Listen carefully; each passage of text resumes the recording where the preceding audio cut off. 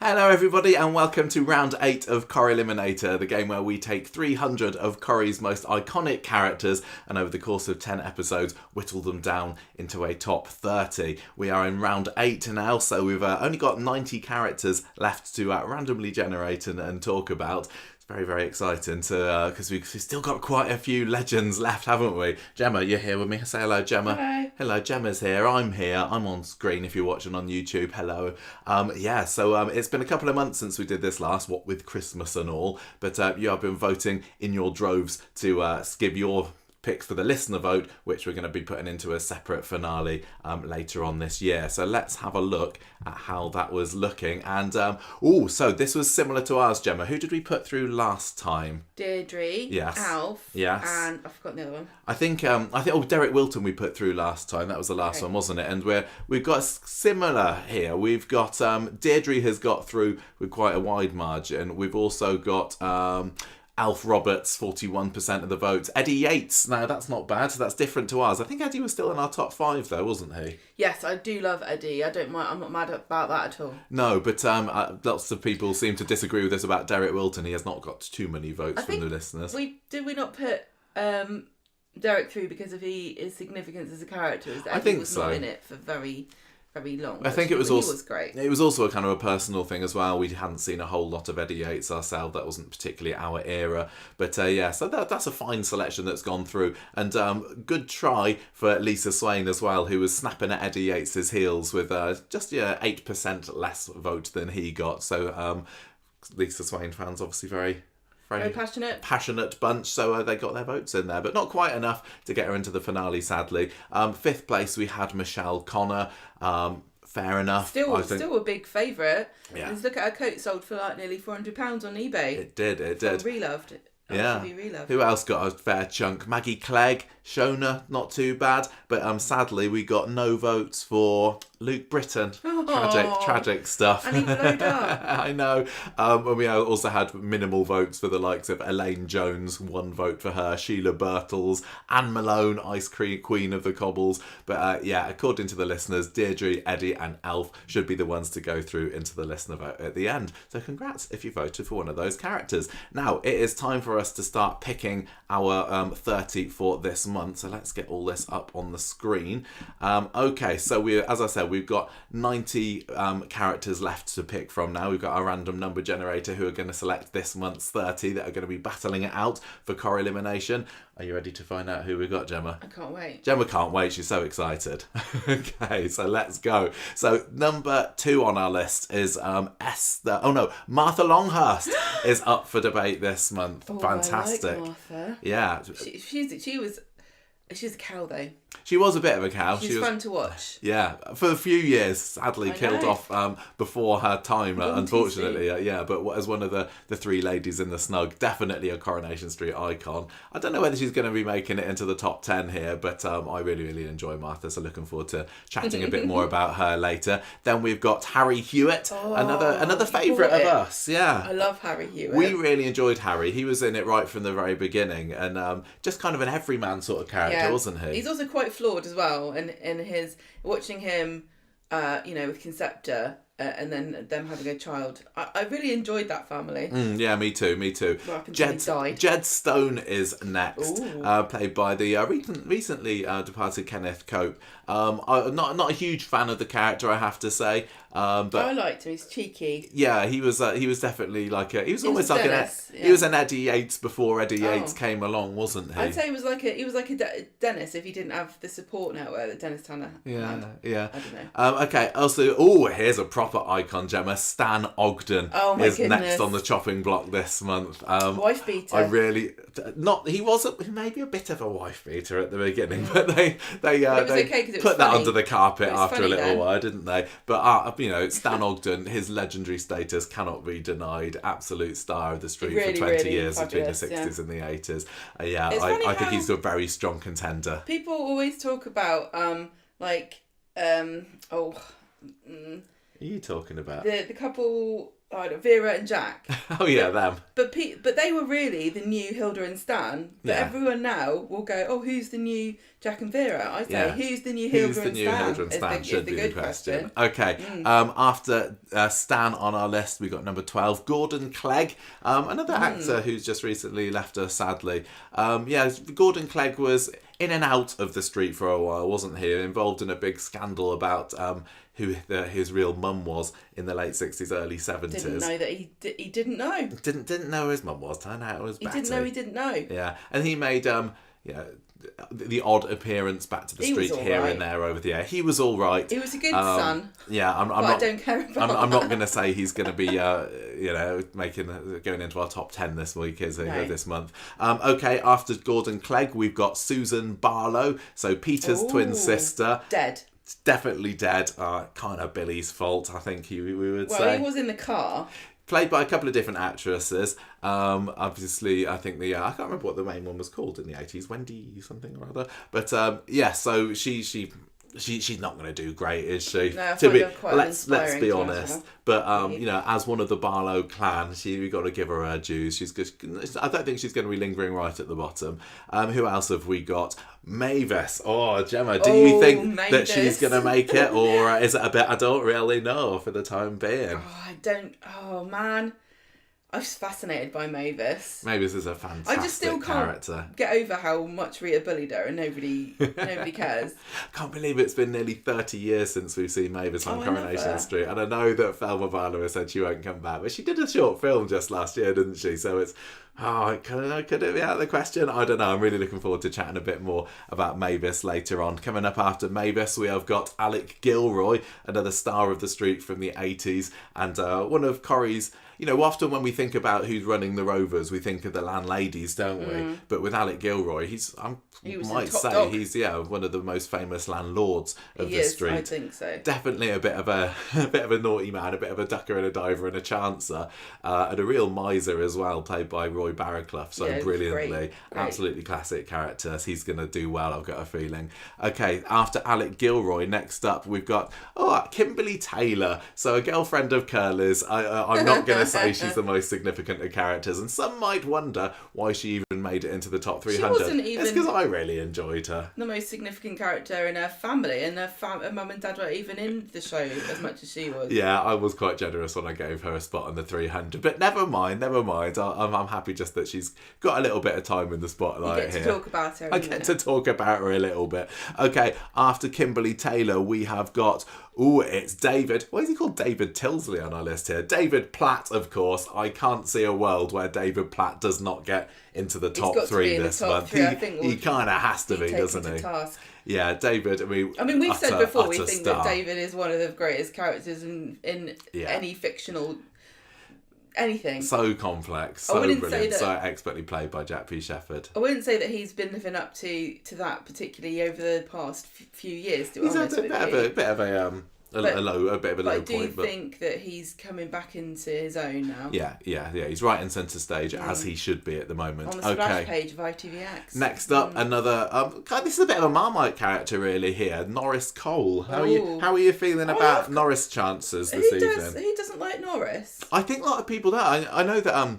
I think there's Glenda maybe from the Coronation Street blog might not be a fan of Norris, just because of his kind of bitchy, gossipy, busybody-ish, and he likes to, he enjoys watching other people suffering and gossiping about it. It does depend on if you're judging him as a person or as a character, because there are a few people who I definitely think are good characters, but I really don't like them. Yeah, I enjoy Norris. I think he's going to do quite well. I like Norris as well as thinking he's a good character. Yeah.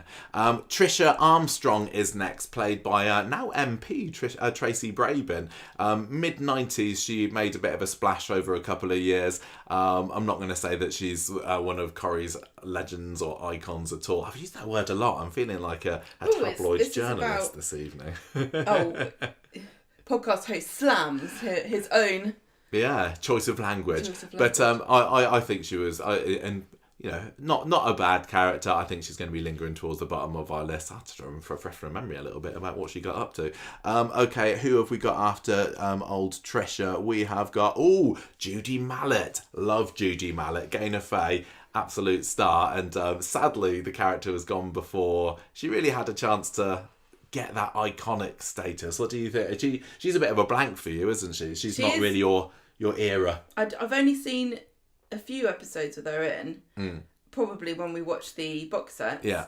But I always thought she reminded me of Shona a bit. Yes, she does have shades of Shona to her. Shona sounds like an Irish ghost. I love Judy. I'd like her to get into the top half at least. We'll see who else she's up against. I think she's got a great name. She does have a great name. She sounds like Spider-Man's girlfriend or something, you know?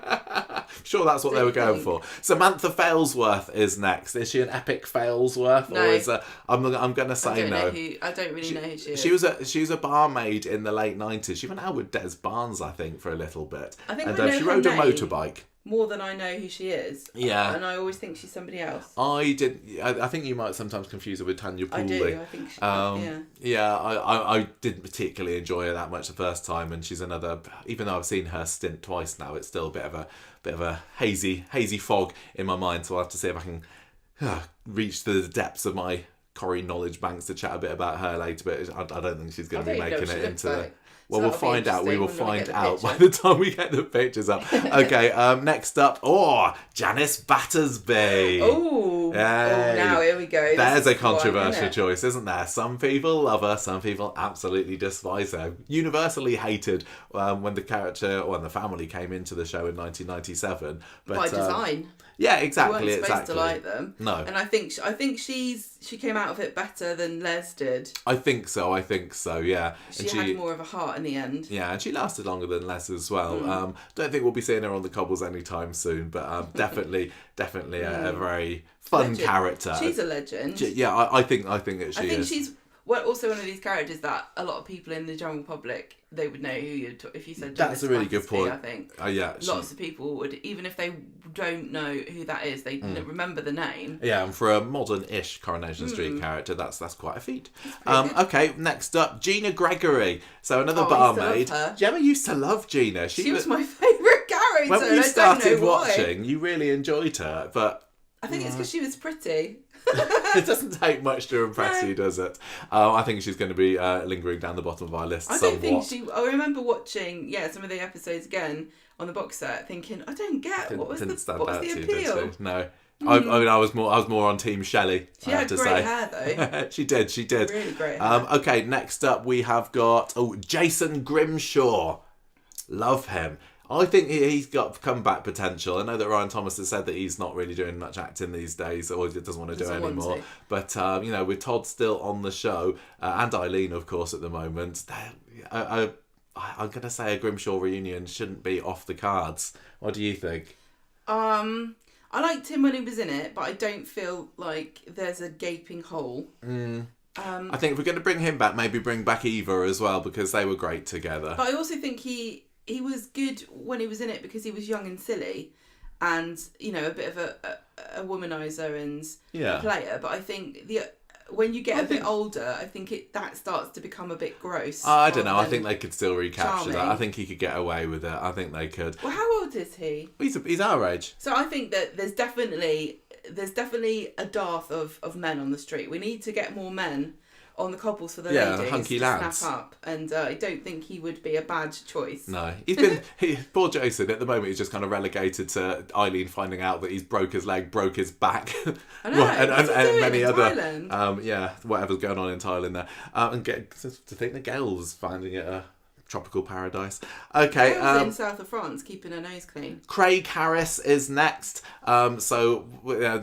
I think that the longest lasting Harris, after most of them dropped dead or went to prison, Richard Fleischman was a cracking actor. I don't think the character really never really got captured your imagination. Not particularly. I have been enjoying rewatching recently his relationship with Rosie. But yeah, probably a second half of the list there for Craig. We'll talk more about him later. Coming up after Craig, we have got Violet Wilson, who made a comeback to the street just last year. Gemma, Violet, what are her chances? Violet's bland to me. Her return was a bit of a nothing, and the most exciting thing she did was snatch a baby. Snatch Dylan away. Snatch her own baby. Well, we'll see what we can remember about her when we talk about her a bit later, but I'm not sure she's going to do brilliantly. Vernon Tomlin, little drummer boy. Now he's interesting, isn't he? Because he's a bit of a silly idiot, but yeah, he was kind of endearingly stupid, and he did. He was a loser by design, wasn't he? Am I right in remembering he did a bit of a like everyone thinks I'm an idiot, but I'm actually not kind of thing, and you felt sorry for him? You definitely did feel sorry for him at times. Did that? It was a bit of a hang. Yeah, he had he was one of Liz's boyfriends. In fact, he married Liz. Did he marry her? Oh no, they nearly. Yeah, I don't think they married her. I can't remember. Actually. Yes, I do remember the portrait of them in the cowboy hats and stuff. Yeah, he was fun, but yeah, not up there as a proper Corrie icon. Was he was more interesting as Liz's husband, as like an eccentric, weird, a definite contrast to Jim, I'm going to say. Yeah. Okay, up next we have got, I'm going to have to scroll down for this one. Oh, Graham Proctor, talking about silly sausages on the street. Oh, I love Everybody him. kind of loves Graham, although everybody also agrees that he's probably not one of the show's most memorable characters. I think, he's a bit of a cult favourite, isn't he, Graham? He's sarcastic, but not in a sneery way like David is. Yeah. He was like more chill and like would point out ridiculousness, and he had this kind of effortless charm about him. He was very charming. I think he cultivated very charismatic. as a because he didn't have much going for him apart from that, but he was one of these good entrepreneurial characters that Coronation Street does really well, where he's always striving for something else, which I think I really like. We don't get that very much in Corrie now. Not so much. There's nobody like that on the street. He's like always out for, making money somehow. Like Auntie Pam, loved her with her sandwich. Well, they were a bit of a duo, weren't they, Graham and Pam? Anna Windass is next. Debbie Rush was a fantastic actress. I think she was a bit of the butt of our jokes for a spell. We didn't on like Coronation her. Street, as we were Team Pat, weren't we? Yeah, we were. Her arch nemesis. She was a bit of a moaner at the end. I think they didn't really do very well with. She her got character. a bit fishwifey. It's sad. She was a strong female character for a while. Yeah. And she left on a high, I suppose, didn't she? She got her revenge. Supposed to be triumphant, but we were just like mad. Yeah, I think that she'll probably end up in the top half. I'm gonna say at least. Yeah. Okay, next up, who have we got? Ooh, I'm running out. It's Claudia, darling. Claudia Colvey, played by Rula Lenska. I love a good Corrie Bush show. They're great. She's fun. She's just been in and out of the street. I think we've probably seen the last of her now, sadly. But it was always fun when she'd swan in. Frenemies with Ord. Yeah, I know. And a fight at the funeral. So fun. Stuff. Yeah. Okay, we have got Frank Foster. Ooh. So a little baddie, factory entrepreneur. And star of Corrie's one of Corrie's early whodunits. I know there seem to be Ted a Penny these days, but it was his mum what did it. Spoiler alert. He's like Tony Gordon Killed to me. Him, that is. He occupies the same space in my head as like nefarious businessman who shacked up with Carla, yeah. then died. Yeah. I don't think he's quite as iconic as Tony Gordon was, but Andrew Lancel was still very chilling in his portrayal of this nasty man. We've got Tim next. This is going to be fun. What is going to happen with Tim? What can I say? Hate him, Gemma. What should I say about Tim? I think let's just leave it.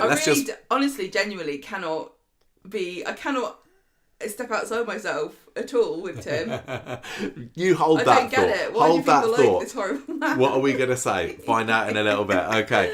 Steph Britton is next, played by Tisha Mary. Yeah, she was fun. She became sensible and quite likeable, but she was so briefly in it that I don't think that unless you fancied her, I don't think you're gonna want to. Yeah, I don't think there's a whole lot to say about her. As fun as she was towards the end. A nice enough girl, and I really liked actually her relationship with Luke because there was a lot. They did do some nice brother and sister relationship. But Okay, we have got next, who is it? Oh, I need to scroll down for this one. It's Andrea Beckett, played by Hayley Tamaden. Oh, we liked her. We loved her. She was so bubbly and fun. I think she's another Marmite character, isn't she? It feels like lots of people got annoyed by her. I think she was a bit too bubbly for some, but she was right up my street, and I was very sad when she had to leave just because Craig Charles, as Lloyd, decided that he was off to Red Dwarf again. But she had one of those, nice exits where you think, oh, they must be doing all right. Yeah, she had a happy ending, which you can't say for many characters who depart the cobbles. It's not often that a couple will go together. No, certainly not. Yasmin is next. Oh, Yasmin Queen, 10 years on the cobbles this past year. But is that enough to get her a legendary status? I think so. I mean, obviously the coercive control storyline is what she's going to be remembered for, but she's got her other moments. We've always enjoyed Yasmin. I think she has gone a bit off the boil since the Jeff storyline is over, but I think she could do well. I think we'll probably be getting top half by Yasmin, don't you think? She was just in her heyday. She was incredibly fun. Yeah. And energetic. Yeah. After Yasmin, who have we got? Scrolling down some more.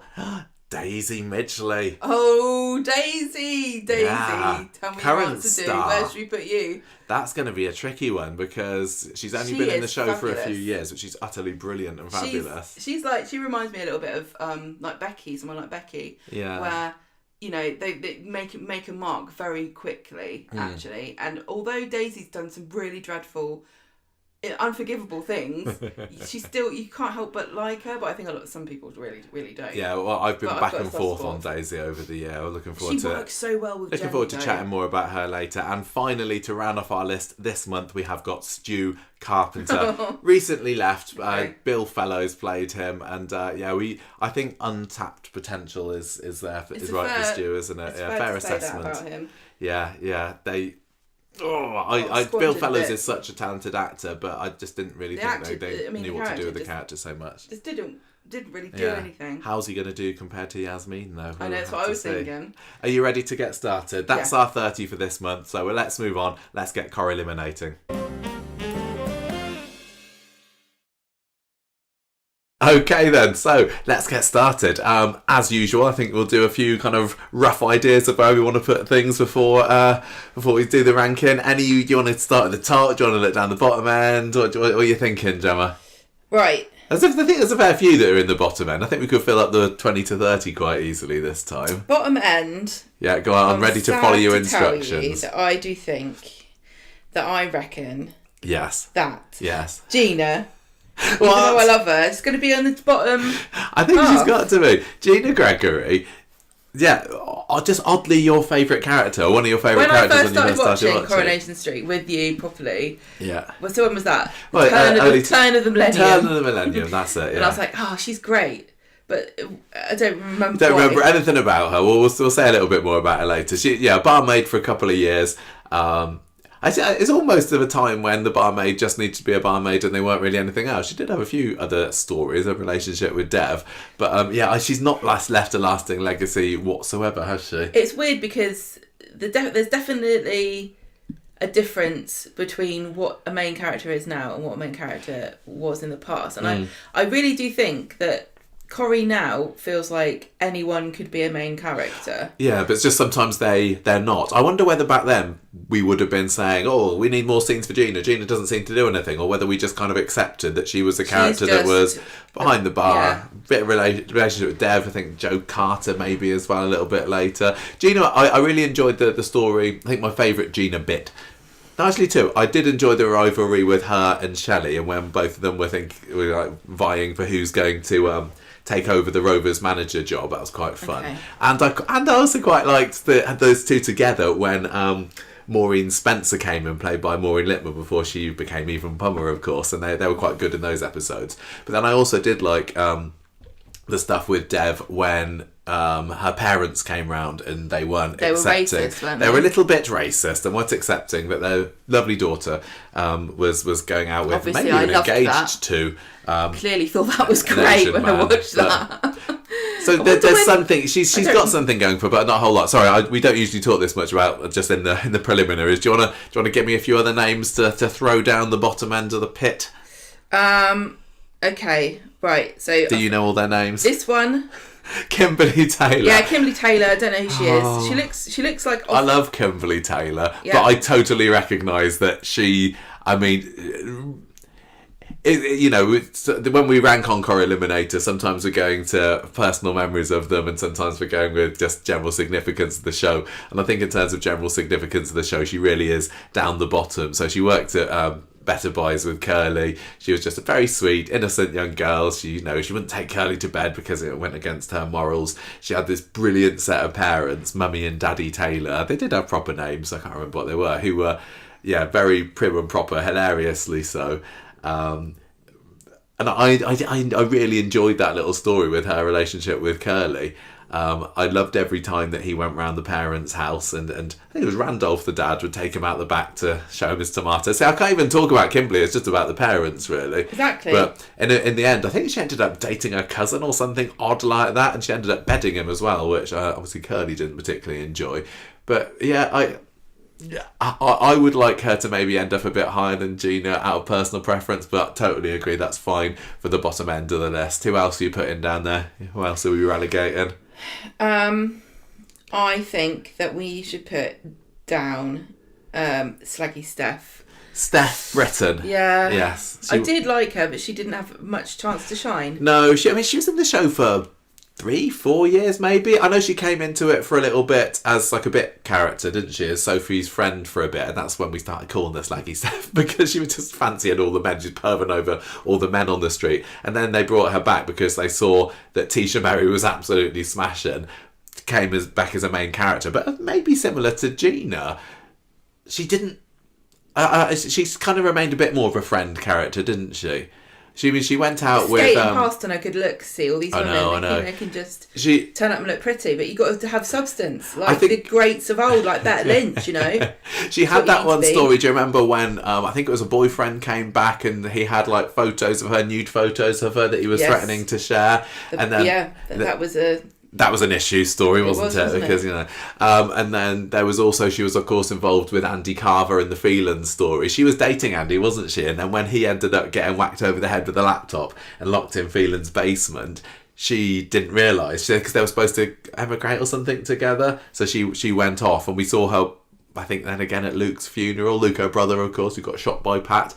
But we really enjoyed her, didn't we, eventually? And I'd happily put her over Kimberly in terms of enjoyment stakes, but in terms of significance, definitely low down. Maybe I'm just jealous because she got to read Andy's zombie book, and I never did. We never did. That's true. That is true. So I'm just jealous still. And Tisha Mary went on to do a podcast, didn't she? Did. Like us, yeah. Right. With Dean. Mallet Brain. No way. No. Yes. Way. No. Judy Mallet. Yes. In the bottom half. Look at all the other people we've got here.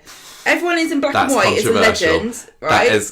You got Mavis. You've got Dave. You've got Norris. You've got Janice. You've got Yasmin. I'm not accepting that all of those black and whiters go above Judy Mallet. Are you joking me? Yes. What did she do except for die on the floor? She was a really, maybe, look, personal preference here. She came into the show late-ish 90s. I was still fairly new to Coronation Street then. It was like probably the first new family, the Mallets were, that I welcomed into the street as a viewer. So there's a bit of a personal connection there to them. Well, she was just lovely. She was positive. Gregory. She had a lovely smile. She's kind of Julia Roberts-ish. That's very nice of you to say. I really enjoyed the family. I always thought Julia Roberts had a weird smile. I know you do say that. I'm struggling. It's so long ago. But and obviously getting involved is with Zoe. Yeah, she took in Zoe up. No, Zoe Tattersall, Joe Froggatt's character. She came into the street and she was under Judy's wing for a bit. She was just a really positive, fun influence, and I guess a good character to kill off the way that they did, because everybody loved her. And that scene where she's lying there dead on the in the yard and Gary comes over. Tragic stuff. If she's going to be in the bottom half, she's going to come up to close to the top of the bottom half. I think probably Susan Barlow maybe as Is that controversial? Maybe not really. I was going to say Susan, but I thought you'd have a go at me. I didn't think you'd have a go at me about Mallet. I don't. Neither of us have got any particular personal connection to Susan, do we? I've seen both her stints. I mean, she was in it as a kid. I haven't seen any of that particularly. But when she came back as an adult.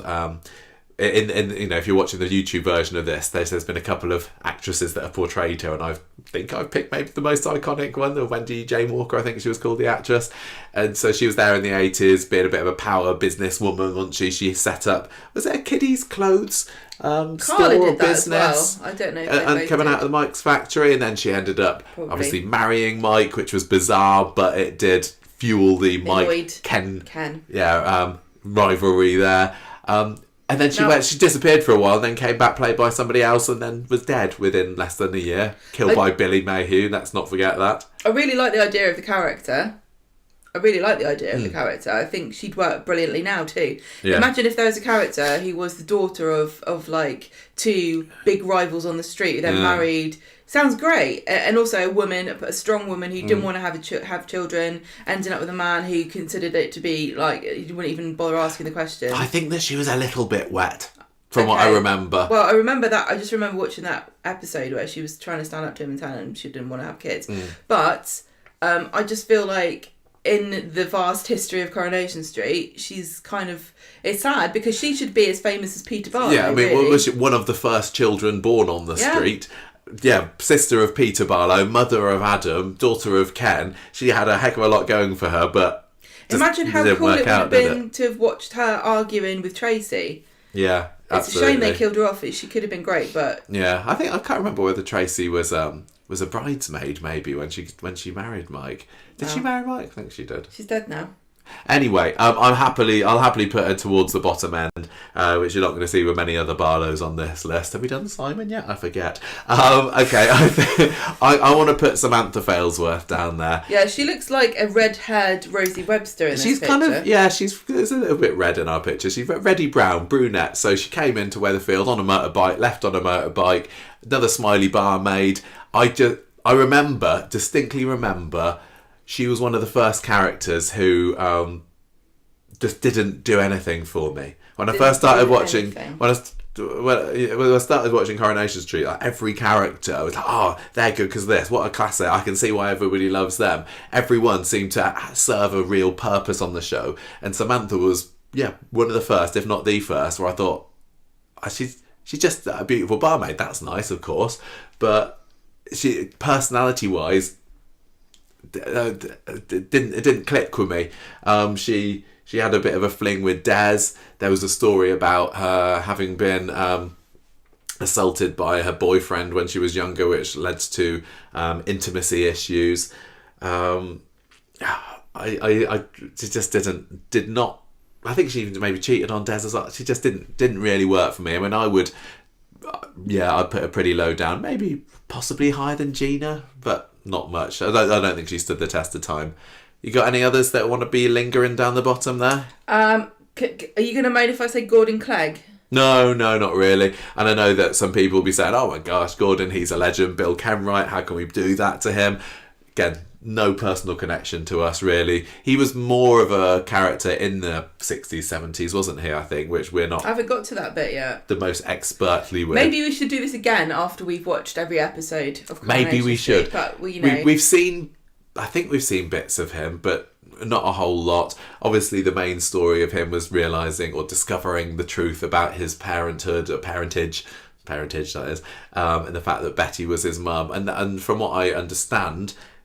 that she and him and Maggie, his original mum, that he was his mum when he came into it, had got a lovely mother and son relationship. We've just not seen a whole lot of it, and I love that. I love the idea that Betty Turpin and Bill were kind of like, they were like mother and son. We've heard, haven't we, off screen? He made the odd appearance on Coronation Street throughout the 80s, 90s, and then the last time we saw him, I think, was for Betty's funeral in 2010. I was 12. I can't remember. But yeah, for us, he's going to be fairly low down.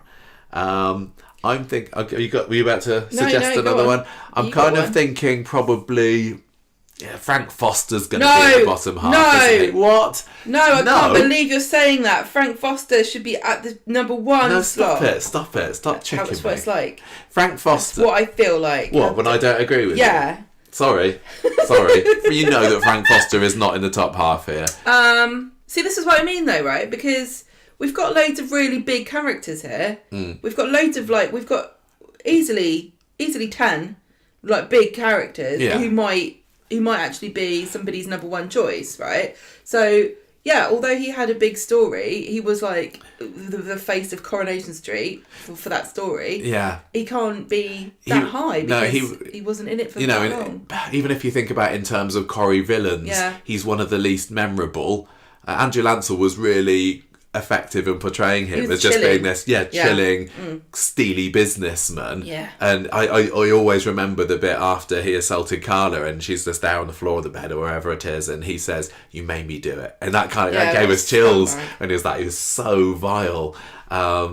His story ended just before the podcast started, so he didn't ever have much of a chance or any chance to go over that story as it was happening. So he's got some kind of significance, but he's going to be pretty low down, isn't he? What about obviously Trisha Armstrong? She's going to be there. Tracy Brabin.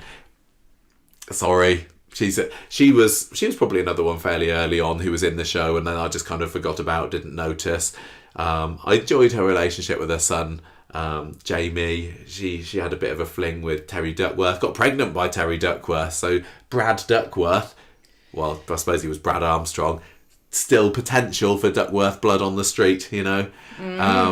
But no, she's going to actually be definitely more towards the end because of overall significance and really doesn't do anything for us. It's just going to put her fairly low down. Okay. I think who we're left with, we've got some level of affection for, haven't we? Yeah, I'm just trying to see. No, Anna and Violet are 2 weak links. Anna Windass. Yes, Anna Windass. I like her. I know we didn't really like her, but we kind of almost. I think that she's going to be middling.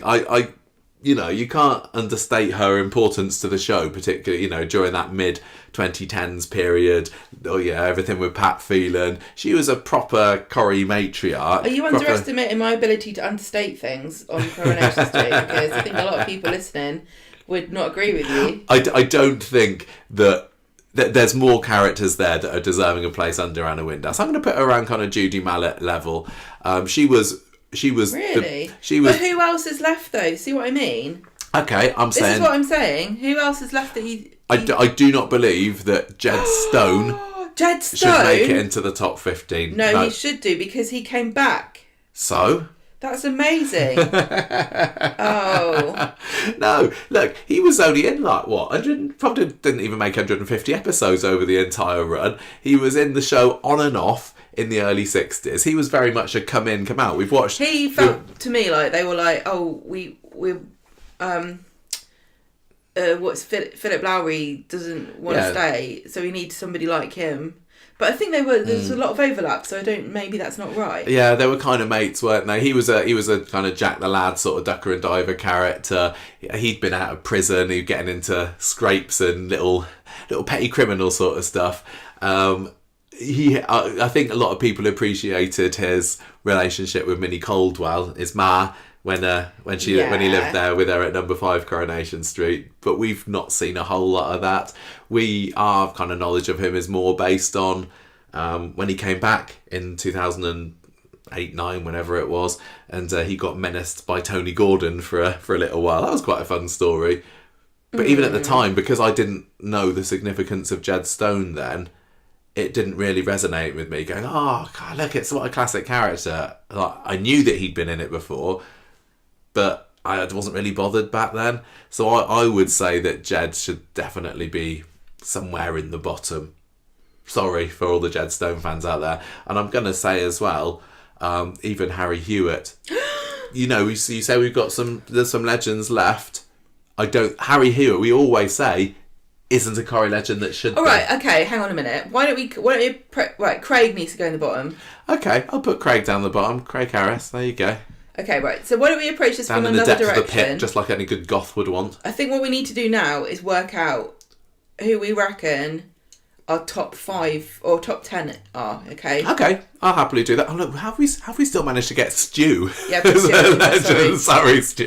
Down to the bottom you go. Okay, top. I'm going to say clearly there is no way that David is not getting through. David's in a top 3 position. I mean, possibly a 1 here. Yeah. He's a top 3. So you're working out.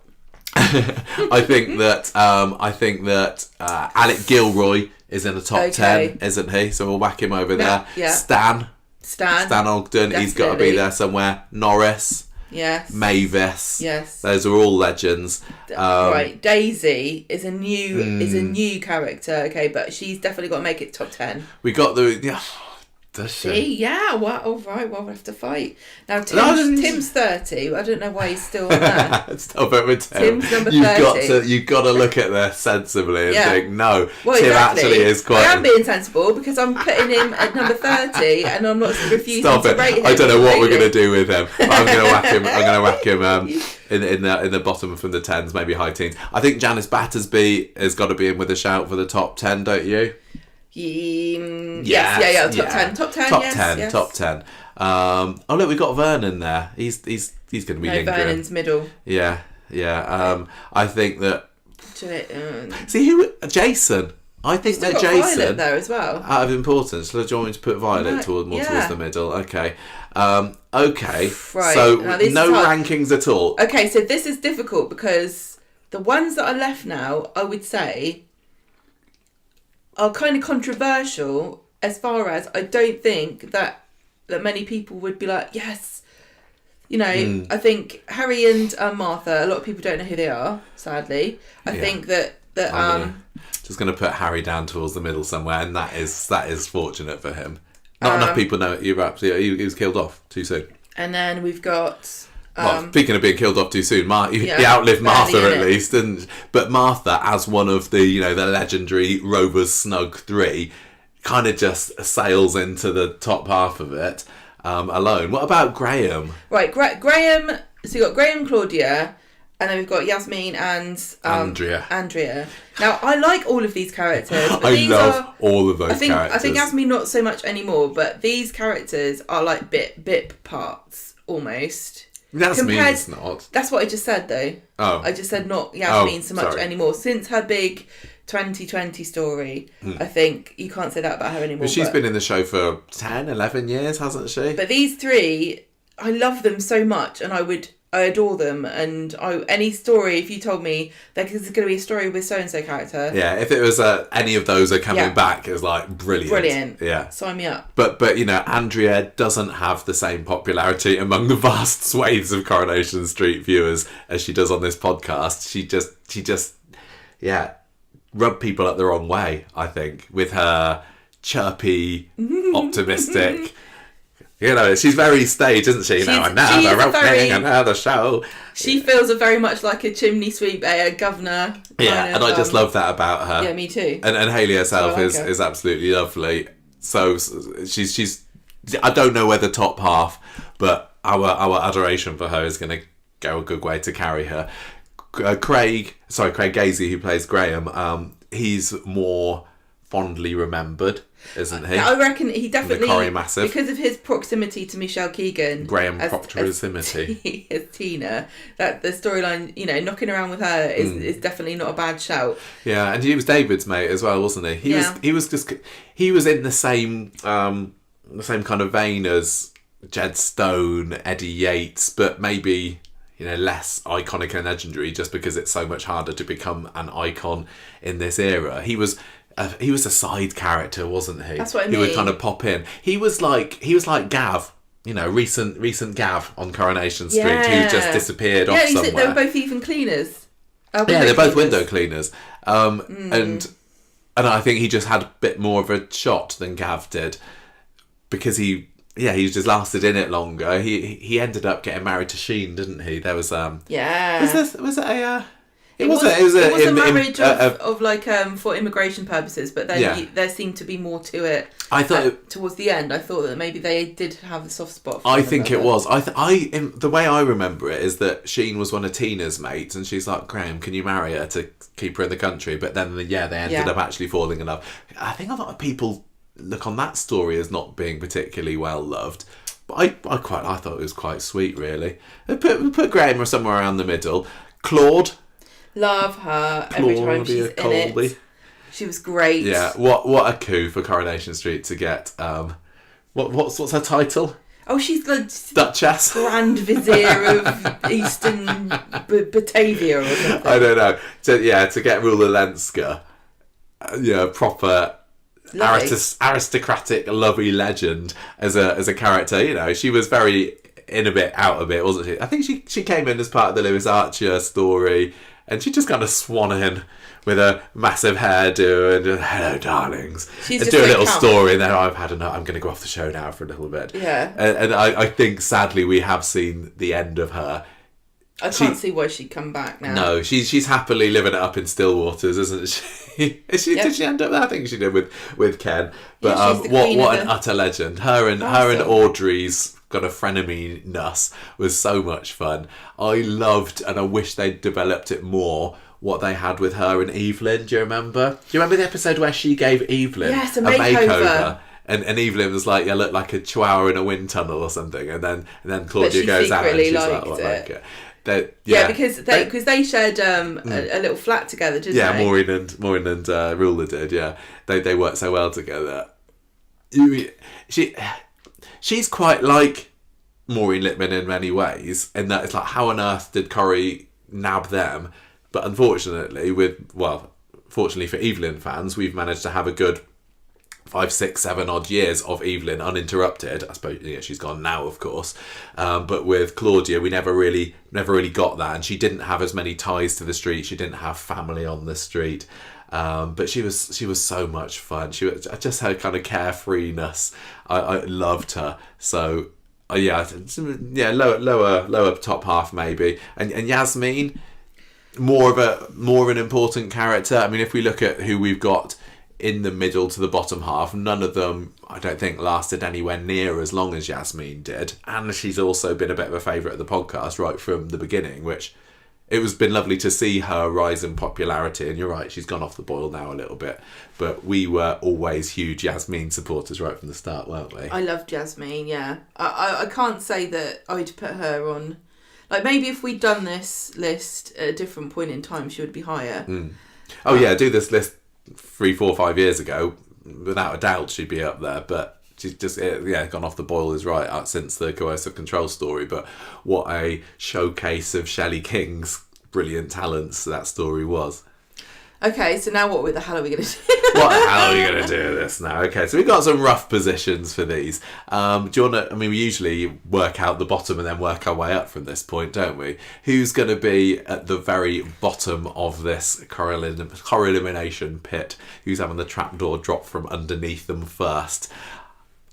I would be inclined to say... Who's the worst? Who's the worst There isn't anybody there. That's terrible. No, I can't stand this character. There's nobody like that, and sometimes there is. But I'm thinking. Honestly, I'm looking at all these characters, and I don't. You either don't know. You don't. I don't care about them. Don't know about them, or you like them. I'm kind of going maybe plumping for Trisha Armstrong at number 30. No, hang on a minute. This is a woman who I'm not voting for her to come any higher. Who passionately declared her love for Coronation Street in the Houses of Parliament. She did, doesn't she? She did deserves. Do that. Don't put her last. Just to say, just because the actress is such a passionate advocate for Coronation Street. 29. Can we put Gina at number 30? Sorry, Gina. Your hair was great. Oh, how the mighty have fallen in the eyes of Gemma. She would have been number 1. Okay, so if we put Armstrong at 29, I'll put Kirsty at Kimberly and Samantha 28, but I do love her. I feel wrong putting Samantha above Kimberly, but I get how she's more of an important character than Kimberly was. So whatever. No arguments for me. Look, okay, right. I'm gonna say Kimberly's gonna go above Sam because I just didn't get on with Samantha, and I pretty much loved everything that Kimberly did. I recognise their lack of importance. I'm thinking maybe. Whoa, who's next? Do we reckon? We seem to be sorting these quite quickly. What about? It's Susan? hard because. Yeah, I was going to say Susan, but Susan's such an important character. Yeah. But she's just a big empty space in my head. Yeah, she's not a character that we really love. I mean, I'm thinking of, Susan and who's this guy? Gordon. Yeah, you see now it's like. But why is Gordon above Susan? Maybe I prefer Susan more. Gordon, for me personally, just doesn't hold anything, whereas Susan does in some way. But I think probably Gordon is more of an important character. But this is the rub of Corrieliminator. It's a melange of the two, isn't it? I'm going to see how this feels to put Gordon Clegg at number 26. Sorry everybody who loves the 60s and 70s Coronation Street. Susan at number 25, yeah. Sorry. Do your own Corrieliminator. No, don't steal our idea. I mean, no, you can vote for it yourself. Oh yeah, you can vote in the listener poll. I bet you absolutely. anyone who moans is not voting for any of these characters. I bet hardly even get any of it. Any point. Well, we will see. Okay, so shall we... I mean, are we thinking Stu? Are we thinking Frank Foster? Honestly, I think it's probably between them. I'm feeling very much like I don't... This is the trouble, right? This is why it's going so fast, because I don't have any real big feelings here. Like, honestly... There is a feeling of ambivalence towards Stu, isn't it? I could put Stu, I could put Steph, I could put Violet. Look. Yes, I could. Don't argue with me about where I would put people. If we're partly going, significance... whatever, and I think probably in the grand scheme of things, Stu and Steph are about on the same level of significance. Yeah, sorry. If we're going to give them extra points for do we like them or not, right, here's the problem. Then Steph's going to be higher. How do we go on looks? Because Stu's got fantastic hair. No, right? Looks nothing unless they've got an iconic look, which they haven't. Don't think we can be judgmental in that way. Are you telling me that is not iconic? Look at his face. He looks like Father Christmas. That is the most iconic old man look there is. No, look, I'm going to try put in Stu at 24. Violet's managing, so she's got a nice little grin there, thinking, they've forgotten about me. She's next, right? And actually Vernon. I know, but there's loads of them here. I like Steph more than Violet. So I agree. And last year's return for Violet didn't do anything to make me like her more. It didn't make her go up. They brought Jenny Platt back for 6 episodes. Yeah. But she was important-ish at the time. Another character who is mostly remembered as being a Rover's barmaid, and then not a whole lot else. She went out with Jason. He treated her badly. Then she was caught up in the Charlie Stubbs story. I think she was really important then, and tried to play a close ally to Shelley when she was trapped upstairs. Obviously, she's Dylan's mum, and I enjoyed that little story where she and Sean decided to have a kid together because they thought that they were going to be single forever. She had some spark, she did, but I just she doesn't float my boat in terms of characters, and I think that maybe some people like us who were excited about her return last year were justifiably let down by the fact that she didn't really do much. I just wanted her to go and call Ken Sir, Yeah, I know. Like she used to, because she was one of Ken's pupils at school originally. It's one of these things where if a character does come back and do that, it kind of feels like a bit of a tour of, like a very special episode. Get it out of the way. It's what people want. Okay, so now Is Frank Foster higher than Steph? Is Frank Foster higher than Steph? Is Frank Foster higher than Violet, to be honest? Because he was brought in as a sacrificial lamb. Yeah, he was. I'm going to be a villain for a few years, in out, shake it all about. That's probably not the right thing to say based on what he got up to. And then he was out. Murder mystery. Whereas Violet was, envisaged as a regular character, you know, not necessarily with a shelf life. But I think probably in the time that Frank was in it made a greater impression. He was big. But he wasn't as big as many other Corrie villains, like we've said. He's not like, it'd be funny to do Corrieliminator, like, for what they called, like, subsections of characters, like barmaids and villains or something like that. I suppose our Patreon top fives are a bit like that, maybe one day we'll do something like that, but we're concentrating on one thing. We'll run out of ideas one day and then just revisit it. Okay, look, Steph and Vernon and Craig. Why is Craig so high? I don't think Craig should be as high as he is. I really liked him. Don't get me wrong. I liked Craig. And I thought he was fun. I enjoyed the fact he was a goth. I thought that was really interesting and funny to see Coronation Street do that subculture. With Rosie and Sally. It was the relationship with Rosie that was so much fun, and there is definitely some recency bias here because he's currently going strong on classics on ITV3. He lasted the longest out of everyone in that family. Oh yeah, for sure. He was the last man standing, wasn't he? It was old Craig. I just think he felt very realistic as a teenager. He did.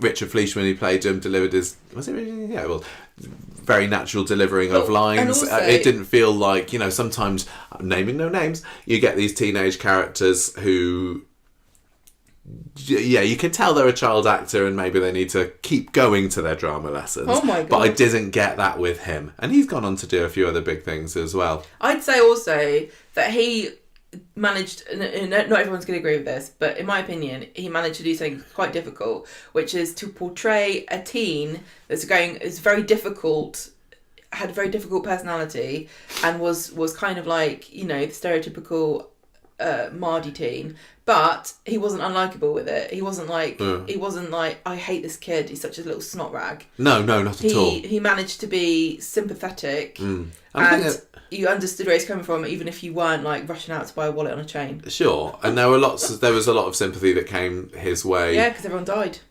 Because his dad was clobbered over the head, his sister went into a diabetic coma and didn't wake up, his mum was sent to prison. His dad was Keith Appleyard. So that's why I think he's surviving so long. But he's not going to be that much higher, is he? I mean, is he higher than Vernon? And I've still got Harry Hewitt here. I like Harry Hewitt. I know you do, darling. I know. Who do you prefer and who do you think is more legendary, both, out of Vernon and Craig? Because I think they're feeling like they're going to be my next two. So we haven't really talked Vernon yet, have we? Can you sell Vernon to me? I don't know, because I honestly put them on equal footing, because I thought, you know, Vernon, they're both kind of funny characters in that then they're exaggerated stereotypes in a way, because he was Vernon is. But I think that Craig was more realistic and Vernon was a bit silly. Yeah, I mean, they could have gone like full on goth with Craig, but they didn't. I think part of it, I can't remember. I think he was the one that wanted to be a goth first, and then Rosie kind of went along with it. And they used to listen to this music called Cradle of Filth, was the name of the band that was made up for it. That's a real band.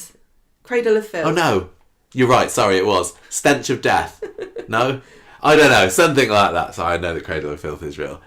I can't remember. They had a silly band name like that. I flirted with gothness in that era. Okay, I know. Did you? Yes, of course I did. I don't think I've seen this. I didn't wear outfits, but I listened to music. Did you get your tongue pierced? I used to watch Kerrang, and I thought MTV was for losers and normos. Amazing. And then a couple of years later, you met me. And I went, and the sun shone on your life. He's the one that got the tongue pierced because Rosie chickened out of it, didn't she? And I think didn't he get a tattoo? Yeah, he was going to get an England tattoo and then fainted after the first two strokes of the E. It was.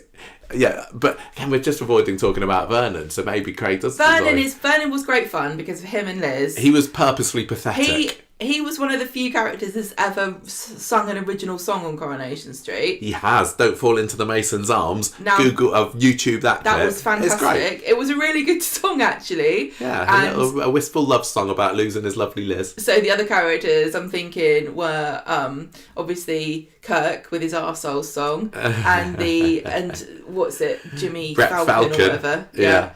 I can't remember who else. I'm sure other people have done them, but Yeah. His teeth in the picture, his cowboy outfits.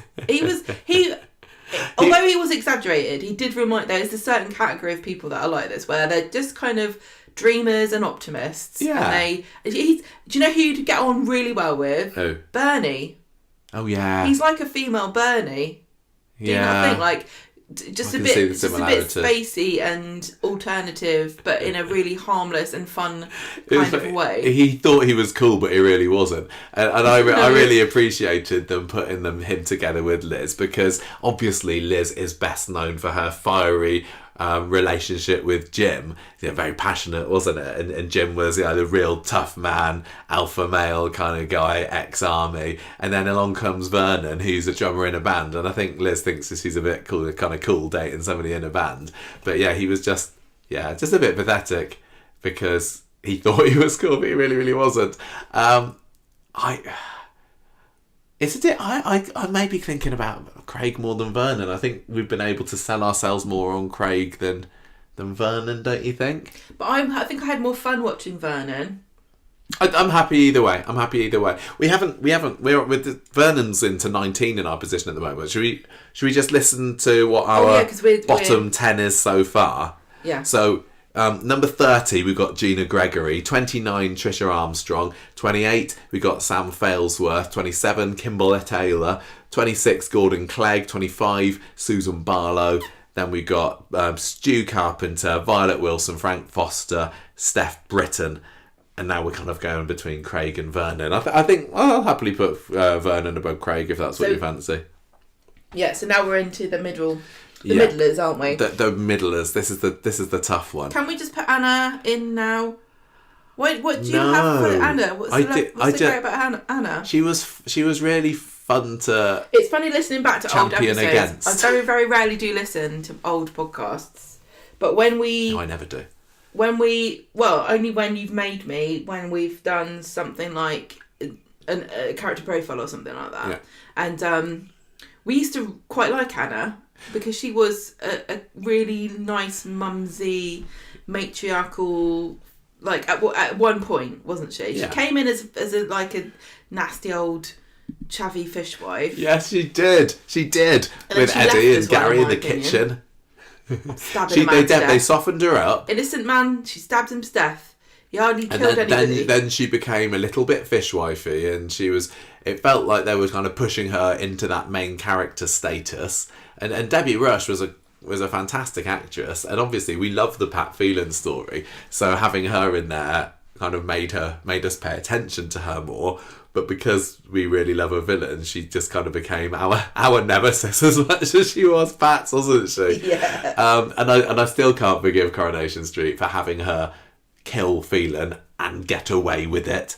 Yeah. And she wasn't acting in self-defence. I know he had a gun, but you won't point at her. No, exactly. You can't just go around stabbing people willy-nilly. I'm in terms of significance, I mean, I'd put her over quite a lot of these other middlers here. I think that Jed Stone next is right, or even maybe Craig or Andrea. As much as I love the characters, it feels like they were in it. Andrea was only in it 2 years. Oh, I like Anna had a whole lot longer. All right, Jed at 18. Oh. This is tough. Oh, and I'm still thinking about Harry Hewitt. Well, so am I. I'm thinking he's good where he is. We haven't gone anywhere yet. Yes, we have. Oh gosh.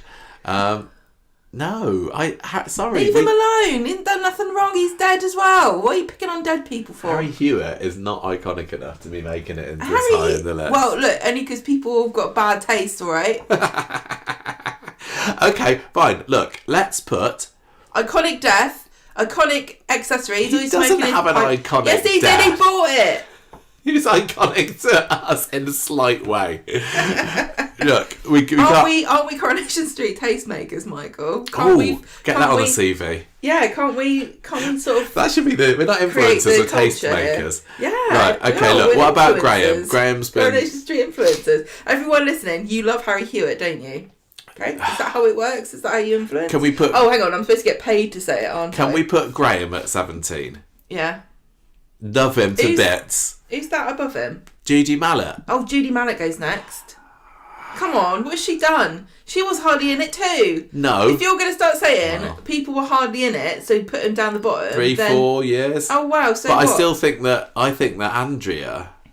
Okay, no, look. Okay, I love Judy and Andrea for very similar reasons. Yeah. Big smile, bubbly personality, great hair, big great hair. We love a big-haired brunette, don't we? We got Shona. We got that new girl. What's her name? Lou. Yeah. They're the new Andrea and Mallet. Yeah, well, let's see where things go with Lou as time goes on, but I'm loving her so far. I think I'll be happy to put Andrea above Judy, although she does not deserve to be there icon-wise. Iconic-wise, Andrea doesn't deserve to be above Judy, but if we're going to go with popularity among us... I don't get then it. I'll put her up you there. think that Judy Mallet is more iconic than... Andrea Beckett? Yeah. Yes! Really? Yes! Why? Absolutely clearly she is. I don't know. She just is. She just is. Well, There's look, no explanation. I think it's really hard to say who's the more iconic out of those two. Maybe it's just because Judy was in a bit of a golden era in that late 90s, you know, especially as part of the Brian Park revival. This is the thing about all of these characters. It's not just what you think of them. This is the most argumentative we've been on one of these. It's not just what you think of them. It's what stories they had. It's the potential they had. It's how much you liked them. It's how much you think they're popular. It's how much influence the character had on. Thinking about. You know, and if you took out either of these characters, what would be different? Not much. Can't believe you. Right, okay. You're still not ready to put Harry Hewitt down yet? No, Harry Hewitt's like maybe nudge him up to 5. No, stop it, no. 14, absolute maximum. I will put, for you, 16 Judy Mallet. Well, what would you do then? Gaynor Faye. Well, what would you put then? Where are you gonna put Andrea? I'll put Andrea at 15. You can put her at 16. I don't care at all. Why are you acting like you're doing me a favour putting Judy Mallet? I'm saying that I like them both for the similar reasons. I probably like them equally. You like Andrea Beckett more because you know more about her. Do you know what would be really funny, what? right? In like 5 years' time to do this again, right? Pick the same batches of characters and just get us to see where we to like first of all rank them how we thought we'd rank them before, and then secondly to rank them how we think about them now. Well, obviously with this year's comeback for Kimberly Taylor, she's going to be an utter superstar for the next 5 years, isn't she? She's going to be rocketing up to the top. Yeah, but don't say anything about that because I don't think that's been released yet, that she's going to be the main character and for the rest of the year. Is she going to bring back Curly? That's the main question. Yeah, because he's going to investigate the fire. Right. Didn't you read the press release? What if then we do? What if we do Anna at Anna. 13? Yeah, she deserves to be at 13. Claude.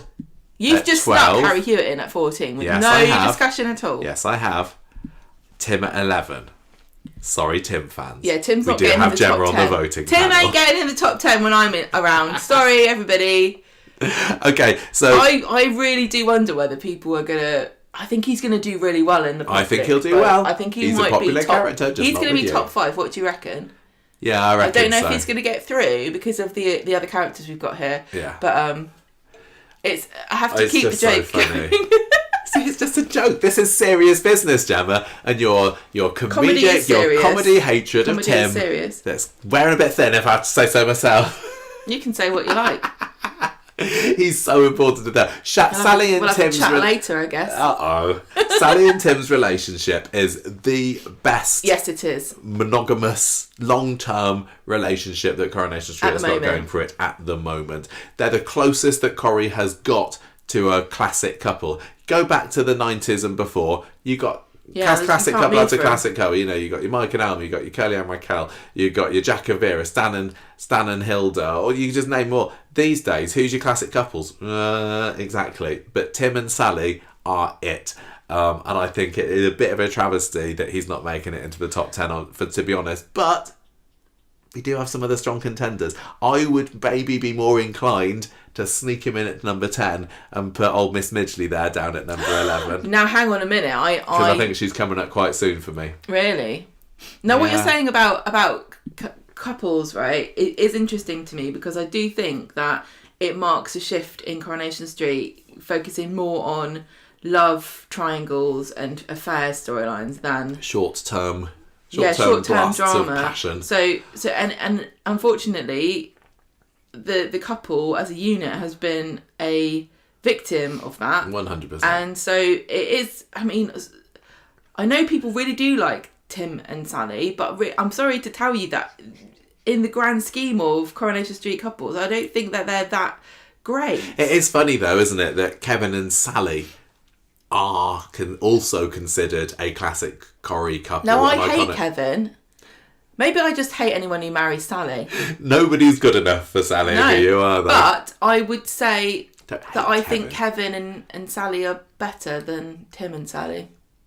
I think that they're more iconic, and also got the girls together. Have you also noticed these days that characters have to get married about 3 times? Oh yeah, Sally and Tim. How many times they did? Twice, probably. You can buy wedding dresses on eBay now. You can. To commemorate the occasion. Right. So who we got? We got. Okay. Right. Jason to me is Jason and Yasmin maybe next. Not honestly. Daisy. No. Charlotte Jordan is doing very well here. What's your problem with Daisy? I don't have a problem with Daisy. I think that she's just a bit too new a character to be competing of the level she's competing against. To be honest, I think that she's. And there's been times that we've really not been fans of Daisy's. Yeah, there's been times when her stories have been a bit boring. She's very fiery and fun. And Charlotte Jordan is an utter gem to the show. Some people are getting bored of her love triangle story that she's just going round and round with Daniel and Bethany. Look, I'm not going to pretend that I don't. She hated Johnny, Gemma. I know. I am a human, and so I will have recency bias, and I do have a bad memory, right? But I'm thinking about Jason. And I'm thinking about You're not the only young woman that's been thinking about Jason Grimshaw. When he was in the show, was his popularity more or the same as Daisy's? I think it was comparable. I mean, do you know what I mean? I don't think that he made the front cover of the TV mags quite as much as Daisy has. Well, she made the front cover when she decided... Oh, God. You confused Daisy with... No, I'm not going to say anything. Oh, yes. But I know she what you're going to say. She's mega popular. How long has she been in it? 4, you said 4 years. How long was Jason? I mean, forever. Okay. He was in it like 10, 11, 12 years, maybe more. And I know he's super important. Maybe. I'm just trying to cast my mind back because I think it was a bit... Was it during my time watching it? Yes. He came into the show in 2000, 2001 maybe. Okay. And you started watching it in 2001. And so you saw him and Todd growing up, those boys together, the brothers, the bashing, the clashing of heads. Jason's role in Todd's coming out story where he was not accepting it, but then later he grew to be that supportive brother. The contrast between Todd the brains and Jason the brawn. The family unit of the Eileens, which is kind of dysfunctional, but very close together as well at the same time. He had a lovely relationship with Eva. He went out with Sarah for a bit. He was a bit of a wrong and he cheated on her. Mr. Gay Weatherfield, when he ended up at that club that one time. I'll never forget. I feel that he's more iconic, and I didn't really like the stuff with his dad, with Pyramid teabag stacker, yeah. What was his dad called? Tony Stewart. Tony, that's it, yeah. But I feel that he's more iconic than Daisy, just because of length of time on the show, maybe. And he was of an era where there were maybe more legends. Daisy's got more potential. Yes, but we're judging them as they are now and have been up to this point. So what about Yasmin? I think these 3 here. I'm really honestly. I think we're going to cause ructions not having Daisy much higher. I know Charlotte Jordan has got their fans. I'm a fan of her. I think that Daisy is a brilliant character. I think that that the very level-headed Charlotte Jordan Uber fans out there would concede that she's not quite been in the show long enough yet to contend head-to-head with some of the remaining legends on this list. Also quite interesting to compare Jason and Daisy as popular characters that still did some kind of really crap things Like, how Jason treated Sarah was terrible. How Daisy treated Ryan was awful. Yeah. And, not accepting your brother as gay at the time. It's funny because I know that there's obviously an age difference between them now. Jason would be 42, 43 is the same age as us. And Daisy is obviously in the mid-20s or so. But they do see when Jason was in the show, he was old enough to have been he could have been paired up with Daisy, and they could have been no way would they not have got together if they were in the show at the same time and being the same age. Look, let's just move on. I think we're kind of thinking. Oh, because you've got your way now. Move on. I thought because that I've been able Daisy to convince there. you, to be honest. Daisy's at number 10, and I don't There's agree. still always room for movement. We've had it before. Happy to put Yasmin at number 8. We always like to go on. As the car park machine tells me, change is possible. Exactly. Yasmin is at number 8. I don't think she can be much higher, although I'd be thinking maybe with Martha, who's probably going to be next, isn't she? Isn't it funny how a lot of these positions, I feel like, are very swappable? Yeah. You know, like Martha and Yasmin, very swappable. Even though they're nothing at all alike. Yeah, I know. I think Yasmin was clearly in the show a lot longer than Martha. Martha has got the legendary status that just naturally comes with a Corrie original. I have enjoyed seeing more of Martha the more of those early 1960s episodes that I've watched.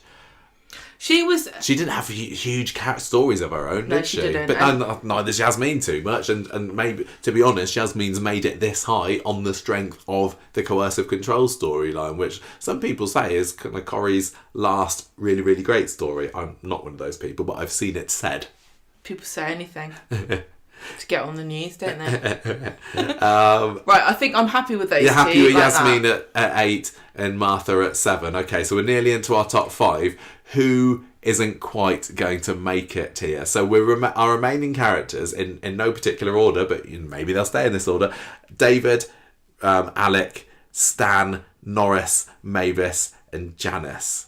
And I think it's right that they're the top 6, don't you? David, Alec, Stan, Norris, Mavis, and Janice. Yeah, I agree. I think probably Janice is next. Yeah, I think Janice is next. So what's she done to get her that high? Well, I think that the Battersbys in general were such a massive kick up the arse for Coronation Street. Sure. It kind of like signalled an era. It was a changing of the guard at Corrie and new Corrie. And the age of New Labour. And again, a lot of these characters, you don't think about Corrie really as being a massively huge reflection of society. I think people don't take it seriously when they think about it like that. But it really is, because these like neighbours from hell, like this was a total Neighbours of Hell era.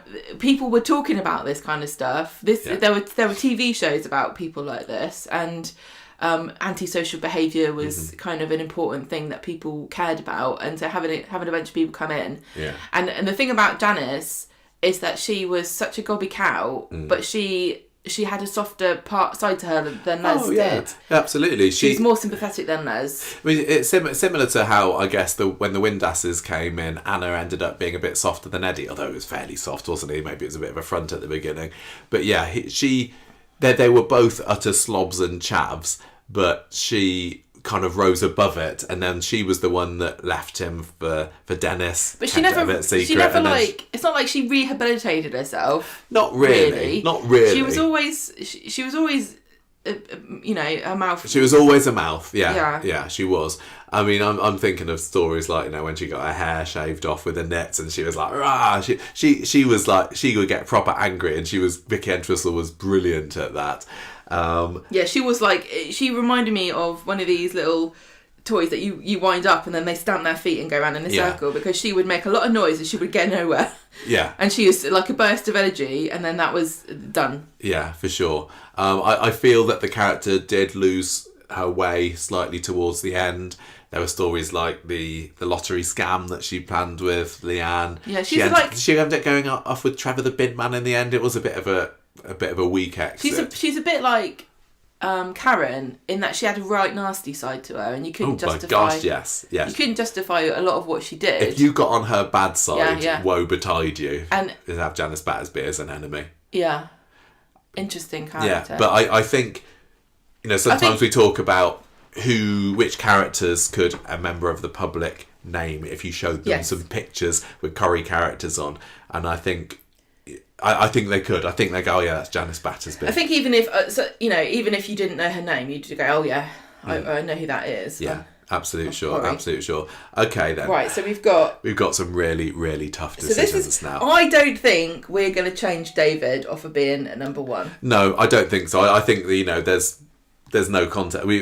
Often we find we don't talk about the number one slots because it just feels like, well, of course it's got to be them. But David as a character, he's been in it right since he was born. Jack P. Shepherd took over at the turn of the millennium and just wowed us right from the beginning. He's one of these rare child actors that's an utter gem, can steal every scene that he's in. He was, wasn't one of the first thing that Jack's version of David is like coming up to the bar in the Rovers and going, have a part of cock, please, Betty love.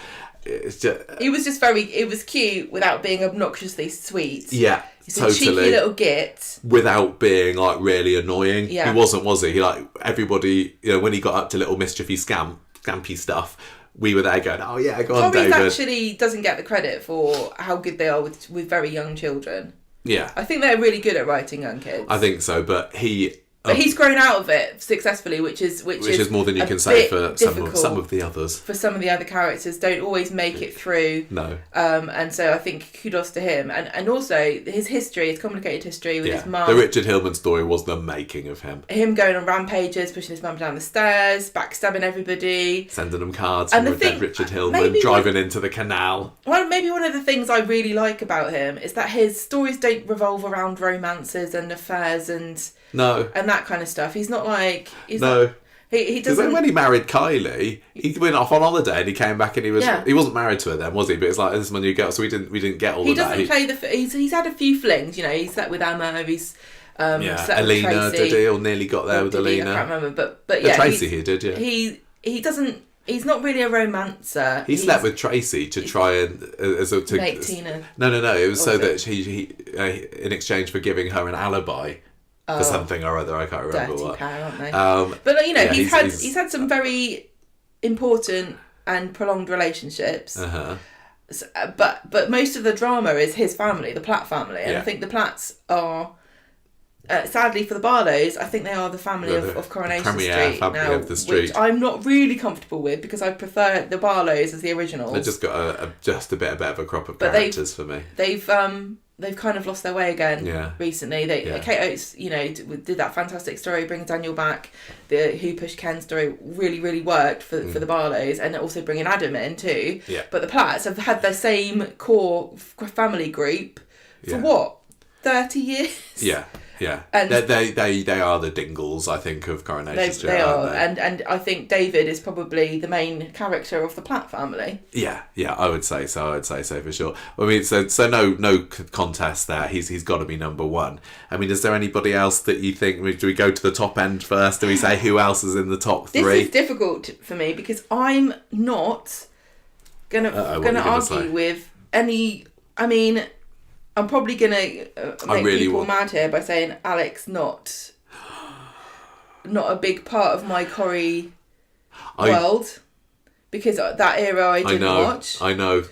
And I know he's important. He's utterly legendary, but also Roy Barraclough did go in and out of the show quite a bit in the 90s. I don't even know that, really. Alec went off to Southampton or sailed on the cruise ships, didn't he? He and Bet Behind the Bar, total legends. I mean, you're not going to get into the top 5 on Corrieliminator without being But they had a great relationship too because it wasn't a normal, conventional relationship. Yeah. It was like a marriage of convenience. Totally was, so that she could stay in the Rovers, really. He was penny pinching, he was a Scrooge, he was a miser. Roy was a brilliant comedian on set, and we heard like his partner Mark talking about the little jokes that he used to play on set. Real loss, and I wish it's a difficult character. I think the last time he was in it was 98 or so, 99. I'd have loved to have seen him go longer because he was such a stalwart. I didn't really enjoy the little clips I've seen of him when he made the odd appearances in the clubs in the 70s. Like, it was Rita's agent, was he, I think, at one point? But it was behind the bar at the Rovers. The tarantula scene.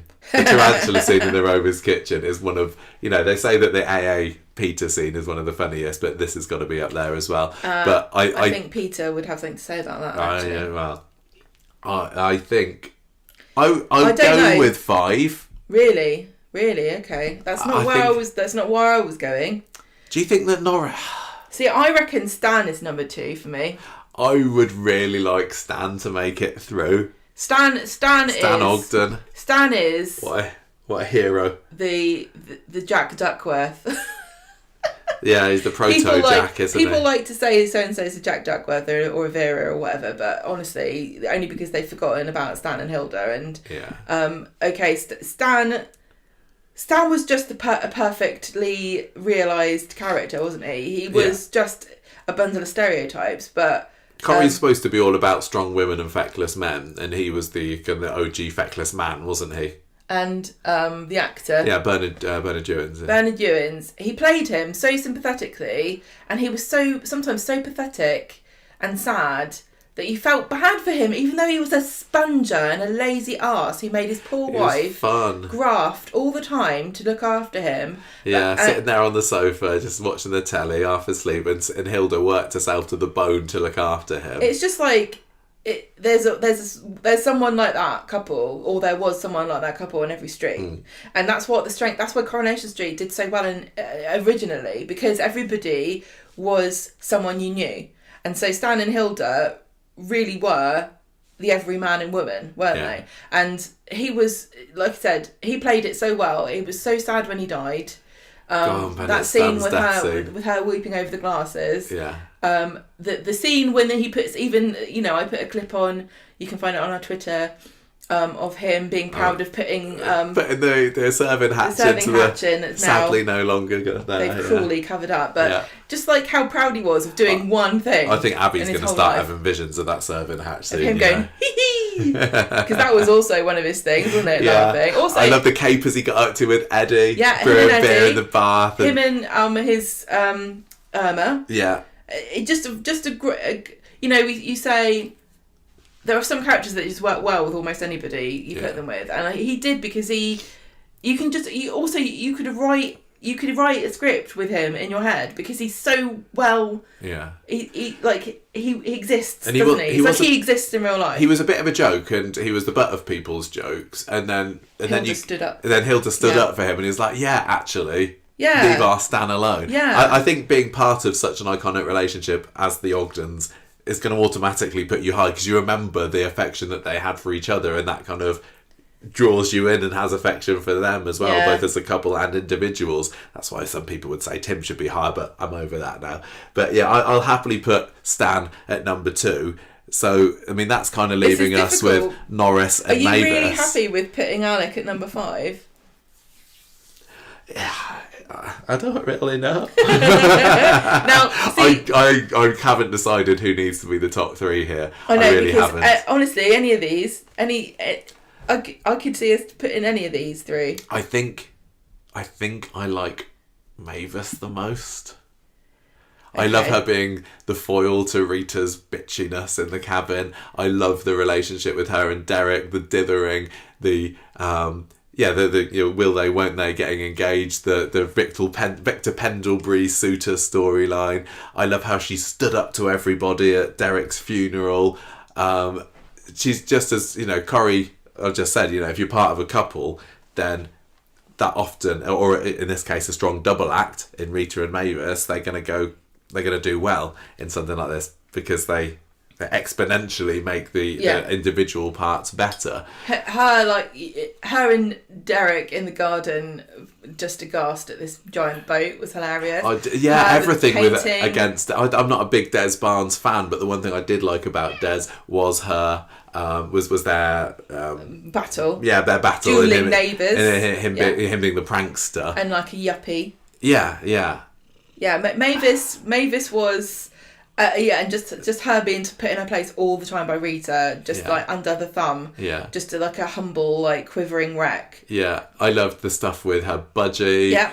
And she and when she found the fox in the garden, she was just so kind of innocent and naive. Yeah, I know. It makes you want to look after her and put her in the top 3. She was a really fun character. Yeah, and Thelma Barlow decided that she wanted to leave in 97, or was it 97, 98 or so. They killed old Derek off first, and then Thelma and then Mavis left after that. So she's still going strong. Not impossible for a comeback, even though she said she won't. She is a proper Corrie legend, and I think I do think some people really hated Norris. Some people really hated Norris, and I think that Mavis. Norris. It's quite interesting because Norris and Mavis were kind of enemies-ish. Not enemies, that's too strong a word. You know, Norris came in as one of Derek's business companions, didn't he? I thought he came in and he was Spanish. No, that was Malcolm Hedden in another role, and you know very well that. I think the story was that Derek was left at a service station, and then he met Norris there, and then Norris turns up at the doorstep a few weeks or months later, calling him Dirk, and just wound Mavis right up with his ways. How would you describe Norris? Because they were both, assistants in the shop, and at one point, but did they ever work together? I don't think they did. I think Norris came after Mavis. I think it went Mavis left, then Leanne came in for a little bit, and then Norris after that. But not Norris. I think the thing about Norris is that he's missed now. I think the street needs a Norris, and we don't have one. What do you don't agree? Yeah, you're right. A gossipy kind of snarky, a bitchy observer. Yeah. That's absolutely does nothing else. But I mean, people might also say that a iconic double act in the cabin or we need that back. Or cafe or wherever you like is also missed. Is it possible for people to go into a shop and not buy food? Well, we don't know because we haven't seen it for years. No. Where are they getting the magazines from? Yeah, it's a really tough one. I mean, Norris was in the show for 20 years or so, 25 years maybe. Mavis. It wasn't just similar, kind of maybe? making out that he was just a 2D character, but he had, Malcolm Hebden did some really great stuff. He was brilliant. With him and his brother. Yeah, the Ramsey story. That was wonderful stuff. I loved Norris with Emily, and he just was the sort of person that wound people up. Yeah. Sometimes unintentionally, but Arlene Derbyshire as Emily was just brilliant in how exasperated. As somebody who had the patience of a saint, Norris was the one that would always kind of have her on the end of her tether. But I think that maybe the character went off the boil a little bit towards the end. I think the fact that not everybody likes him. A combination of factors makes me think that I'd probably rather have him lower than Mavis, and I don't think Mavis would be happy to know that Norris won. That Norris won. So okay. I'd be inclined to do Mavis at 3, Norris at 4, and then maybe Alec at 5. See, this is funny, right? Too low there because all this list is obviously our what we think. Yeah. But if I was to make a list of what I think I should put, it would be different. But I'm not just gonna. What are you thinking? Who should be? It would be Tim would be higher. Oh, okay. I think that kind of thing. What about the top 5 though? What do you think that people would be? People would say. I think. Love Mavis. I think maybe Jason would be higher. Maybe. And I think Daisy would be higher. Yeah. I don't know that Mavis would be that high, and I don't know that Alec would. But I don't know. It's really interesting. I think he would. I think Alec might. I don't know. I find it very interesting that there's certain accepted, like you're supposed to say certain things about Coronation Street, and the more I watch Corrie, the more my opinions change. The more older episodes as well. Because I remember when we first started the podcast, we'd never seen any of the classic episodes. Didn't know what half of them looked like. So. Going back to our list, yes. Do you want to swap Alec with Norris? Are you asking me with such an evil grin? Oh no! I literally don't know. It's really, really difficult one. I think it feels. Norris is really legendary, and so is Alec, but just for different They're so reasons. legendary. This is the thing. But I think I like Mavis more, which is why I'm putting her. This top 5, I am very comfortable with this top 5 because I do think these are all legends. There's nobody in here that you can't defend. Well, David at number 1. David at number 1, unquestionably. I don't know whether that would be the consensus of everybody. I really don't think that there's a big anti-David. I think he's going to get number 1 in the. I think he's going to get number 1 in the listener poll. Yeah, but there are some people who like to be contrarian and say, oh, I actually do not like so and so character. But I don't think there is that about David, which is interesting, really interesting. Because I think the thing about him too is that he's a bit of an underdog. I've seen a few people saying he's a bit horrible, he's a bit snarky, but generally it's a. He's an underdog because he doesn't always win, and he's always kind of facing off against somebody. I think he'd be pretty pleased to know. I can see him kind of smugly grinning at the fact that he's made it to number 1 of this round. I think Sarah would be mad. Sarah would be like, why the hell are you? Sarah would be livid that David's Nick would got just this far. squint in confusion. Right, I think we're there with our list then. Are we happy that this is done? Should we do a final countdown and see what we're thinking? I think the main thing is that Gail's favourite child is number 1. Oh, of course, yeah. Okay, right. Always. So should we do right? So tell me the bottom 5. Right, bottom 5. We got Gina Gregory, very much fallen from grace. And then we have Trisha Armstrong. Nobody really remembers much about her, but she had a kid with Terry Duckworth, so the legend could still live on. Roaring in on a motorbike at number 28, we got Samantha Failsworth, followed by the meek and mild checkout girl, Kimberly Taylor. Finally, to round off the bottom 5, we have got Gordon Clegg, as probably should be higher, but it doesn't really mean as much to us. Yeah, happy with that? Yeah. 25 then, we have got the sadly gone, smashed in a car smash, Susan Barlow, followed by Father Christmas, sorry, did I say that? Stu Carpenter is at number 24. 23, we've got Violet Wilson. She had a chance last year and just didn't quite make it for the comeback. 22, villainous Frank Foster. He's our only villain on our list this month, isn't he? And then finally, rounding out the bottom 10, we got old slaggy Steph Britton there, played by wonderful Tisha Merry. Do you remember? That was so funny because we didn't like her, did we? Nope. And then we made a New Year's resolution that we were going to give her a chance and not call her Slaggy Steph anymore. We did make a New Year's resolution about her, and we stuck to it. We did.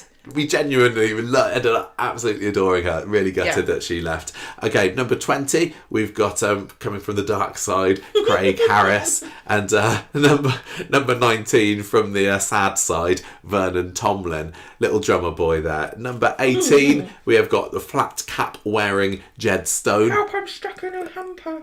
What is... Oh, yeah, he did get stuck in a hamper, didn't he? And then 17, we all love him, but come on, he's not top 10, is he? We have got lovely Graham Proctor. Number 16... Can wash my dirty days number 16, I would like her to be higher, but sadly, she didn't get a chance to make that big an impression after pegging it, whilst pegging out the laundry. It is Judy Mallet. Then we're into our top half now. This is the top number half. 15, Dangler Off a Roof. She is Hayley to Madden's character, which is Andrea Beckett. I forgot the who was who there. She is currently Andrea digging Beckett. up potatoes in Jersey, isn't she? Oh yeah, she is. She's gone up. We didn't even mention Lloyd, but love her. She's just great.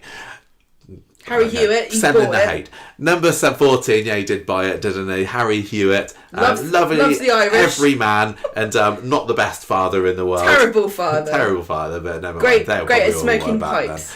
Number 13, buttons. char-grilled fishwife, Anna Windass, followed by the radiant. Harry Hewitt. Carry on. Next, Claudia Colby. she was number 12. Number 12 for Claudia Colby. Number 11, Tim. Gemma's favourite character. She just can't quite bring herself to admit it. And that brings us to our top 10. The acid splashed Daisy Midgley. Number 9, the hunk in trunks. I don't know. I don't know. He probably wore trunks at one point. Why have you decided to do it like you're... I'm just like announcing the top 10 on the radio. Are you thinking you're a DJ, or are you more like a horse racer? Sorry, I'm not. I am no Ryan Connor here. Not even a Jeff Metcalf. Here we got Jason at number 9. Number 8. Speaking of Jeff Metcalf, we've got his better half, Param. It is Yasmin Metcalf / Nazir. I don't know why she's still Metcalf, to be honest. Number 17, gone way before her time in the snug. The gossipy Martha Longhurst, followed She's by... basically got reincarnated as Norris. If you look, they kind of look similar. They do look right similar, actually, yeah. Number 6, just missing out on the top 5, we've got the loudmouth big gobbed Janice Tell you Battersby. what, I'm glad she's not here right now because she'd have something was to say about us putting this her for at sure. 6. Number 5, we've got the proper Rovers landlord legend. That is Alec Gilroy, probably the most important landlord the Rovers has ever seen, I'm going to say. Number 4, listening in round the corner whilst pretending to sweep up outside the cabin, it's Norris. 3, don't really know. It's Mavis. She's really made said it. that. She did say it once at least. Okay. Number 2, we have got the utterly feckless, beer swelling layabout. No, not Tim. It's Stan Ogden. And that gives us number 1 this month. Absolute stone cold legend. Please may he never leave the street. It is David Platt. Yep. Love him. Okay, I am quite happy with that list. I think we can live with it. I think we can live with that. We have only got 2 rounds of Corrieliminator next before we get to our grand finale. I don't know. You can't do it. Next time we pick our top, our 30 random. Any ones that we don't pick are automatically going to go into the last round. So That's scary, isn't it? High stakes for the characters that are left here. And we will be back in probably around a month or so to see who it is. If you enjoyed this and you want to cast your vote, if you want to stick it to Gemma and give Tim all your votes, head over to the link that's hopefully sitting down the bottom of this video or in the bottom of our audio. Just show you've got bad the description for the audio podcast. We'll be posting it on social media. Yourself up. Cast your vote, and that will go into a separate poll after we've done our finale for the grand listener results. Are we going to give? That's it. Do you think we should? Well, it depends on who wins if they're still around. What do you mean? We could make a trophy, couldn't we? We could make a trophy. Maybe we could give it to Jack P. Shepherd if he wins. But I think quite a lot of them are dead. I don't think that I don't think that David's going to win. But who knows? I don't think Jack P. Shepherd would want a trophy either. He'd love it. He'd love it. Maybe we should have bought that barber's trolley off of eBay. Right. I'd love to see that again. We're going to go now. Thank you everybody so much for listening. If you're on YouTube, thank you for watching. Hope you enjoyed it. It's all just a bit of fun, isn't it? It's all fun. It's all a load of fun. Don't get mad unless you're... If you're listening, Tracy Brabin or Tina Hobley, we still love you. You're great. You're fine. We're going. See you next time, everybody. Bye. And ta-ra. Goodbye.